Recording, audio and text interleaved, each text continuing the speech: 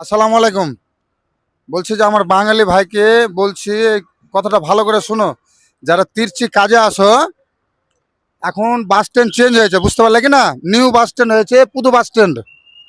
কিন্তু ওই বাস স্ট্যান্ডে আসবে পুরানো বাস স্ট্যান্ড, বুঝতে পারলে কি না? আমাদের ঘুরাও, খালি ওদিকে দাঁড়িয়ে আছে যে। তো পুরানো বাস স্ট্যান্ড যেভাবে যেতাক ওইভাবেই যাবা। তো ওখান থেকে গিয়ে কি করবা, পুদু বাস স্ট্যান্ড আসার বাস পাওয়া যাচ্ছে, নতুন বাস স্ট্যান্ড, বুঝতে লাগে না? নিউ বাস স্ট্যান্ড, পুদু বাস স্ট্যান্ড, নতুন বাস স্ট্যান্ড। ইংলিশও বললো, তামিলও বললো, বুঝতে লাগে না? বাঙালি তো বললো। দিয়া ওখান থেকে 10 টাকা নেবে, এই নিউ বাস স্ট্যান্ড আসবে, এই যে বাস স্ট্যান্ডটা।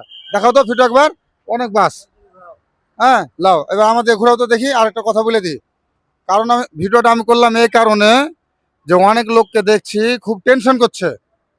কেমন টেনশন করছে? পুরানো বাস স্ট্যান্ড যা মানে খুবই টেনশন করছে, বাস কই, মানে এরকম একটা মানে খুব হুতাশে পড়ে গেছে। তো আমার দুবার আসা হলো এভাবে, আমার কোনো সমস্যা নেই। প্রথমে একটু সমস্যা হয়েছিল যে কীভাবে বাস করে, আমি এটা ভেবেছিলাম। ভাবার পরে আগা বড় গেলাম, এবার করে এলাম। তো যাক বাঙালি ভাই, আমি তোমাদের জন্য ভিডিওটা করলাম, মানে ওখানে দেখছি লোককে খুব টেনশনে আছে, বুঝতে পারলে কি না? তো ওখান থেকে চলে আসবে এখান করে, এখানে এসে তুমি সব জায়গায় বাস পাবা। ত্রিপুরা, মাদুরা, চেন্নাই, নাগাপট্টনম, বেলাগানি, তাঞ্জাউর, কুম্ভকোণন, তারপরে আরো ইত্যাদি অনেক জায়গায় বাস পাবে, বুঝতে পারলে কি না? হ্যাঁ, তো যাক, ভালো থাকো। তোমাদের জন্য আমি এই কথাটা তোমাদেরকে শেয়ার করে দিলাম।